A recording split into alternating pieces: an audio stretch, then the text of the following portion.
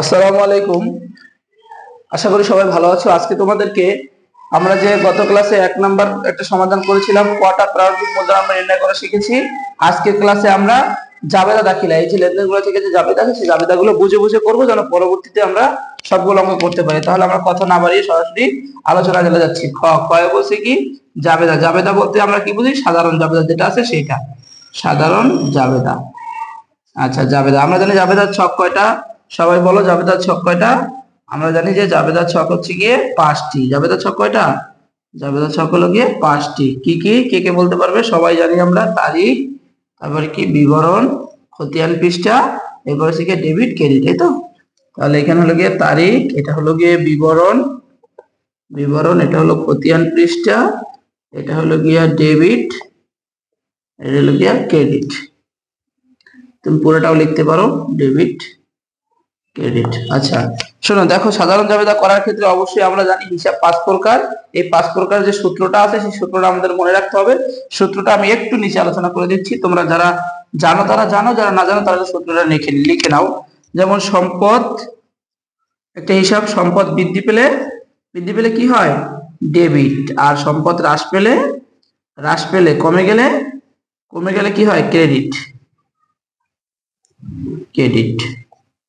বৃদ্ধি, এটা হচ্ছে গিয়া হ্রাস। আচ্ছা, আমি এইভাবে না লিখে এটা আমি তোমাদেরকে আরেকটু সুন্দর করে লিখে দিচ্ছি। দেখো, সম্পদ, এই হলো গিয়া সম্পদ, এটা যদি বৃদ্ধি পায় তাহলে হবে ডেবিট, আর যদি হ্রাস পায় তাহলে হবে ক্রেডিট। আচ্ছা, এরপরে ব্যয়ও সেম একই রকম, এই জন্য দুইটা একত্রে দিলাম। ব্যয় কি? বৃদ্ধি পেলে ডেবিট, হ্রাস পেলে ক্রেডিট। কিন্তু আয় দায় মালিকানা সত্ত্ব, আয় দায় মালিকানা সত্ত্ব, মালিকানা, এগুলো কি? এগুলো হবে গিয়ে বৃদ্ধি পেলে হবে ক্রেডিট এবং হ্রাস পেলে হবে ডেবিট। এই হলো কি আমাদের সূত্রটা। এই সূত্রটা তোমাদের মনে রাখতে হবে যে সম্পদ বৃদ্ধি পেলে ডেবিট, হ্রাস পেলে ক্রেডিট, ব্যয় বৃদ্ধি পেলে ডেবিট, হ্রাস পেলে ক্রেডিট, আর আয় দায় মালিকানা সত্ত্ব, এই তিনটা যদি বৃদ্ধি পায় তাহলে হবে ক্রেডিট, আর হ্রাস পেলে হবে ডেবিট। এই দুইটা হলো একরকম আর এই তিনটা হলো একরকম। এই সূত্রটা তোমাদের নাম যেরকম ভাবে মুখস্থ, তোমাদের নাম জিজ্ঞেস করার সাথে সাথে যেরকম বলতে পারো এরকম ভাবে এই সূত্রটা তোমাদের মুখস্থ রাখতে হবে যদি তুমি অ্যাকাউন্টিং এ এক্সপার্ট হতে হয়। এটা অবশ্যই সবাই জানো। আচ্ছা দেখো, তাহলে আমরা এই সূত্রের আলোকে এটা সমাধান করবো এবং বুঝে বুঝে করবো, আমরা মুখস্থ করবো না। মুখস্থ করলে কিন্তু আমরা কিছুদিন পরে আবার ভুলে যাবো। মুখস্থ করা কখনো অ্যাকাউন্টিং এর বেলায় চলবে না, অন্যান্য সাবজেক্টের বেলায় আলাদা, কিন্তু অ্যাকাউন্টিং আমাদের সব বুঝে বুঝে করতে হবে, প্রত্যেকটা এন্ট্রি। আসো আমরা এখানে কি দেখি কি করা যায়। মিস্টার রবি 2025 সালে জানুয়ারি মাসে, জাবেদা লেখার নিয়ম কি? প্রথমে লিখতে হয় আমাদের সাল, তারপর হলো গিয়া মাস, জানুয়ারি মাস, এবার হলো 1 তারিখের। আচ্ছা, জাবেদা কি হবে? এখানে দেখো কি কি আছে, আমরা কি কি হিসাব আছে কি হিসাবগুলো বের করি। একটা আছে নগদান হিসাব, একটা আছে আসবাবপত্র হিসাব, আর একটা আছে ঋণ হিসাব। আচ্ছা, তাহলে আমরা দেখো নগদান হিসাবটা আমরা লিখি। নগদান, এখন আমাকে বলো এখানে কি নগদ টাকা আমার বৃদ্ধি পেয়েছে নাকি হ্রাস পেয়েছে? যেহেতু আমি ব্যবসা শুরু করেছি, মালিক আমাকে টাকা দিয়েছে, আমি একজন হিসাব সহকারী, আমি কি করলাম? তার টাকা নিয়ে ব্যবসা শুরু করলাম, তাহলে মালিক আমাকে টাকা দিয়েছে, দিলে হিসাব আমার নগদ টাকা বৃদ্ধি পেয়েছে। বৃদ্ধি পেলে কি হয়? আমরা বলছিলাম কি সম্পদ বৃদ্ধি পেলে কি ডেবিট। অবশ্যই নগদ একটা সম্পদ, তাহলে সম্পদ বৃদ্ধি পেলে কি ডেবিট। আচ্ছা, এরপর দেখো একটা আছে কি আসবাবপত্র।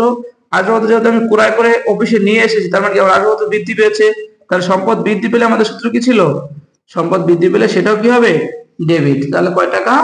এখানে হলো গিয়ে নগদ, আগেবার বলছিলাম 40,000 টাকা, আর এই যে ঋণ নিয়েছিলাম, তাহলে আমরা একত্রে আগে এগুলো লিখে দিই। ঋণটা কি হবে? ঋণ যেহেতু দায়বদ্ধতা, ঋণ কি? ঋণ বলতে বোঝায় যে আমি কারো কাছ থেকে টাকা ধার করেছি, আমার কাছে পাবে। তাহলে প্রতিষ্ঠানের নিকট কেউ কোনো কিছু পেলে সেটাকে কি বলা হয়? দায়। তাহলে ঋণ একটা দায় হিসাবে, এটা তোমাদের মনে রাখতে হবে। তাহলে ঋণ দায়। এখন দেখো দায় কি আমাদের এখানে বৃদ্ধি পেয়েছে না? আমি যদি ঋণ এনেছি, আমার দায় বৃদ্ধি পেয়েছে, দায় বৃদ্ধি পেলে ক্রেডিট, আমাদের সূত্র ছিল দায় বৃদ্ধি পেলে ক্রেডিট। আচ্ছা, এখন সবগুলো মিলে 1 তারিখে যখন ব্যবসা শুরু করা হয় সেটাকে বলা হয় কি? মূলধন। সেটাকে বলা হয় মূলধন হিসাব। 1 তারিখের জন্য এটাকে বলা হবে মূলধন হিসাব। যেহেতু ব্যবসা শুরু করছি বলে দিয়েছে, হ্যাঁ, ব্যবসা শুরু করলেন, তাহলে আমাদের এখন জাবেদার ব্যাখ্যা দিতে হয়। ব্যাখ্যাটা আর আমি তোমাদের মুখে মুখে বলে দিচ্ছি, যেহেতু বোর্ডে জায়গা কম। শোনো, ব্যাখ্যাটা একেবারে সহজ। ব্যাখ্যাটা কিভাবে লিখবে? ব্যাখ্যাটা শুধু টাকাটা তুলে দিয়ে মেইন কথাটা লিখে দিলে হয়ে যায়। যেমন শুধু লিখে দিবা যে নগদ আসবাবপত্র এবং ঋণ নিয়ে ব্যবসা শুরু করা হলো। আমি আবার বলছি, ব্যাখ্যাটা একেবারেই সহজ। ব্যাখ্যাটা দিবা, শুধু এখান থেকে টাকাটা তুলে দিবা, এই কথার লাইনটাই তুলে দিবা। নগদ, আসবাবপত্র এবং ঋণ নিয়ে ব্যবসা শুরু করা হলো। তাহলে আমাদের ব্যাখ্যা হয়ে গেল। ব্যাখ্যাটা মেইন না, অনেক জায়গায় বলে যে ব্যাখ্যার প্রয়োজন নেই, ঠিক আছে, এই জন্য আমি এটা লিখলাম না। আচ্ছা দেখো, এখন নগদে আমাদের কত টাকা আসে, যেহেতু নগদে মালিকের কাছ থেকে এনেছে 40,000, আবার ঋণ হিসেবে পেয়েছে 30,000, তাহলে আমাদের নগদে আছে 70,000। এটা কিন্তু একটু বোঝার বিষয়। এখানে অনেকেই 40,000 টাকা লিখো ভুল করে, যে কারণে পরীক্ষা হলে বাসায় এসে দেখো যে হয়নি। এখানে কেন 70,000 হলো, আমাদের নগদ ছিল 40,000, কিন্তু যেহেতু আমি ব্যাংক থেকে ঋণ নিয়েছি, ঋণটাও কি আমার নগদ পকেটে টাকা ঢুকেছে না? তাহলে যেহেতু পকেটে টাকা আছে, তাহলে আমার হাতে নগদ টাকা আছে 70,000। আচ্ছা এবার আসবাবপত্র আছে কত, আমাদের 20,000 টাকা। এরপর দেখো ঋণ হিসাব, আমরা তো ঋণ নিয়েছি কত টাকা, 30,000 টাকা ঋণ নিয়েছি 30,000 টাকা। তাহলে এখন দেখো, তাহলে এই 70 আর 20 90, এখান থেকে 30,000 টাকা যদি যায়, তাহলে আমাদের মূলধন হয় 60,000 টাকা, যেটা আমরা অলরেডি ক্রয় করে ফেলেছি। তোমরা এটির জন্য আমার আগের ভিডিওটি দেখতে পারো। আচ্ছা ঠিক আছে, তাহলে এই হলো কি আমাদের 1 তারিখেরটা। এরপরে আসি আমরা জানুয়ারির 2 তারিখে। দেখো 2 তারিখ কি বলছে, ধারে সেবা প্রদান। সবার আগে আমরা নগদান হিসেব নিয়ে চিন্তা করো, জাবেদায় যারা দুর্বল তারা কিন্তু পুরো অ্যাকাউন্টিং এ দুর্বল থাকবে, এটাই স্বাভাবিক। তো আমি তোমাদের বলি, সর্বপ্রথম আমার যে ফর্মুলা বা পলিসি আমি যেভাবে ভালো করেছি, সেটা হলো গিয়ে যে ধারে সেবা প্রদান, মানে যে কোনো এন্ট্রির বেলায় সবার আগে নগদ নিয়ে চিন্তা করবা। আমি যদি ধারে কাউকে সেবা প্রদান করি, তার মানে আমি কাউকে কাজ করে দিয়েছি, সে আমাকে টাকাটা দেয় নাই, পরে দেবে, আমি কি নগদ টাকা পেয়েছি না? তাহলে এটা আমার কি না, এখন নগদ টাকা আসলে না আসলে তখন আমরা ভিন্নভাবে চিন্তা করবো। আর নগদ টাকা আসলে তখন নগদ নিয়ে চিন্তা করে দেখবো সহজ হয়ে যায় বিষয়টা। আচ্ছা ধারে সেবা প্রদান করা হলো কত টাকা বলতো, ধারে সেবা প্রদান করা হয়েছে 20,000 টাকা। তাহলে 20,000 টাকা যেহেতু ধারে প্রদান করা হয়েছে, তাহলে আমার তো নগদ টাকা এখানে বাড়েনি, কিন্তু কি বেড়েছে, আমি টাকাটা পাবো না, তাহলে পাইলে সেটা কি বাড়ে, আমি কারো কাছে পাইলে তাকে কি বলে, প্রাপ্য হিসাব।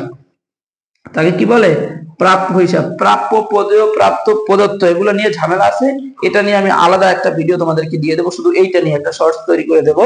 আচ্ছা প্রাপ্য হিসাব ডেবিট, কারণ কি আমার প্রাপ্য হিসাব বৃদ্ধি পেয়েছে, সম্পদ বৃদ্ধি পেলে অবশ্যই ডেবিট। এরপর আছে কি, এটা আমি কি কারণে পেয়েছি, সেবা আয়ের মাধ্যমে পেয়েছি। তাহলে সেবা হলো গিয়ে, সেবা এক প্রকার আয়, তাই না?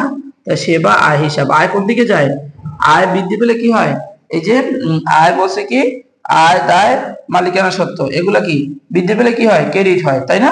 তাহলে এই যে দেখো, আমাদের আয় বৃদ্ধি পেয়েছে না, আগে 1 টাকাও ছিল না, এখন একজনকে কাজ করে দিয়েছি, আমার বলতে সেটা আয় বৃদ্ধি পেয়েছে।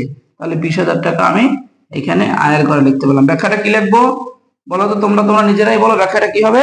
ব্যাখ্যাটা হবে, বলছিলাম কি, যে ধারে সেবা প্রদান করা হলো, শুধু এই টাকার জায়গায় হলোটা লিখে দিবা, টাকার জায়গায় হলোটা লিখে দিবা, ব্যাখ্যা শেষ। আচ্ছা এরপরে দেখো, 2 তারিখের পরে আছে আমাদের 12 তারিখ। 12 তারিখে কি করছে, 12 তারিখে বলছে ধারে সাপ্লাইজ ক্রয় করা হলো। আবার ধারে, এখানেও কিন্তু নগদ টাকাটা উল্লেখ নেই। তাহলে যেহেতু আমি সাপ্লাইজ ক্রয় করছি, তাহলে আমার সাপ্লাইজ বেড়েছে, সাপ্লাইজ বাড়লে কি হয়, ডেবিট হয়। সাপ্লাইজ হিসাব, সাপ্লাইজ হিসাব কি হবে, ডেবিট। আর কি, যেহেতু ধারে, তাহলে তার মানে কি, আমি এখন টাকা দেই নাই, তাহলে পরে দেওয়া লাগবে, দিলে কি হয়, প্রদেয় হিসাব। প্রাপ্য হিসাব, যেরকম সম্পদ ছিল তেমনি প্রদেয় মানে দেয়া লাগবে, এটা হলো কি দায়। কয় টাকা, 1,000 টাকা। আশা করি এতটুকু বুঝেছো। আমরা পরেরটায় চলে যাচ্ছি। আচ্ছা 12 তারিখের পরে কত আছে আমাদের কাছে, 23 তারিখ, বেতন প্রদান। আমি আগেই বলেছিলাম, দেখো নগদ টাকা নিয়ে থাকলে এই এন্ট্রিটা সহজ হয়। কিভাবে সহজ, বেতন প্রদান করেছি, যেহেতু বেতন প্রদান করেছি, নগদ টাকা কি বৃদ্ধি পেয়েছে না হ্রাস পেয়েছে, অবশ্যই নগদ টাকা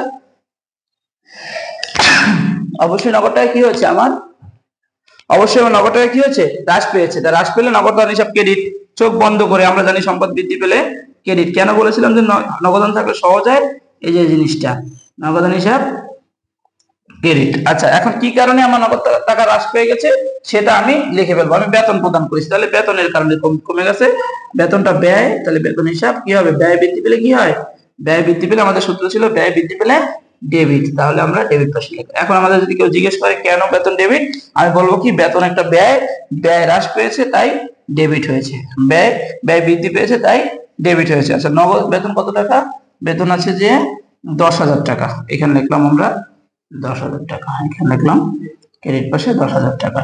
আশা করি বুঝতে পেরেছো। আমি নিচে এটা একটু লিখে ফেলছি, যদি কেউ না লিখে থাকে এখন স্ক্রিনশট দিয়ে রাখো, আমি এটা এখন মুছে ফেলবো। এটা বইয়ে আছে, তোমরা এখান থেকে দেখে নিও, অসুবিধা নেই।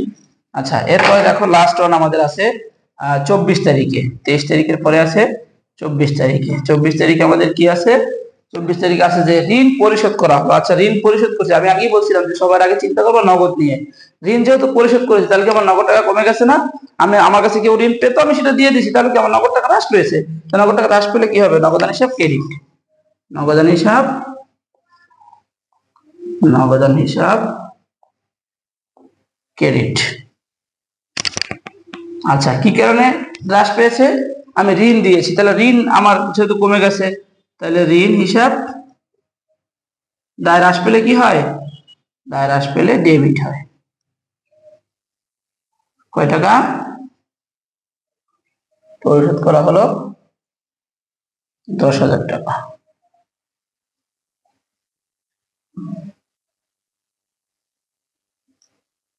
টোটাল বিলে যোগ করে কয় টাকা হয় দেখি।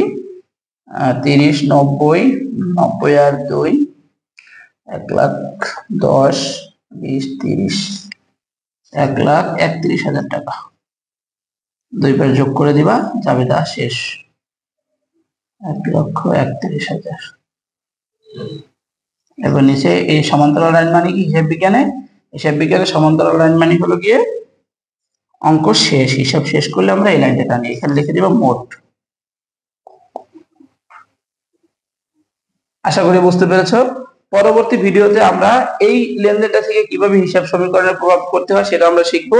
হিসাব সমীকরণের প্রভাবটা আমরা খুব ভালোভাবে বুঝবো, কারণ এটা নিয়ে অনেকের অনেক সমস্যা। আমি আশা করি এমন সহজ উপায়ে বোঝাবো যে এরপরে আর এটা নিয়ে সমস্যা থাকবে না, যদি তোমরা প্র্যাকটিস করো। এখন তোমাদের কাজ হচ্ছে গিয়ে বাসায় অবশ্যই তোমরা এই জাবেদা সংক্রান্ত প্রত্যেকটা বোর্ডে যাবে, যেই অঙ্কে জাবেদা আসছে ওই অঙ্কটাই তুমি সলভ করার চেষ্টা করবে, উপর থেকে দেখবে পারবে কিনা। আর যদি কোনোটা না পারো, তাহলে আমি পরের ভিডিওতে আমার হোয়াটসঅ্যাপ নাম্বারটা দিয়ে দেবো, এখানে কেউ মেসেজ করে রাখতে পারো, আমি প্রয়োজনে অবসর সময় এটা রিপ্লাই দিয়ে দেবো। ধন্যবাদ সবাইকে। আসসালামু আলাইকুম ওয়া রাহমাতুল্লাহি ওয়া বারাকাতুহু।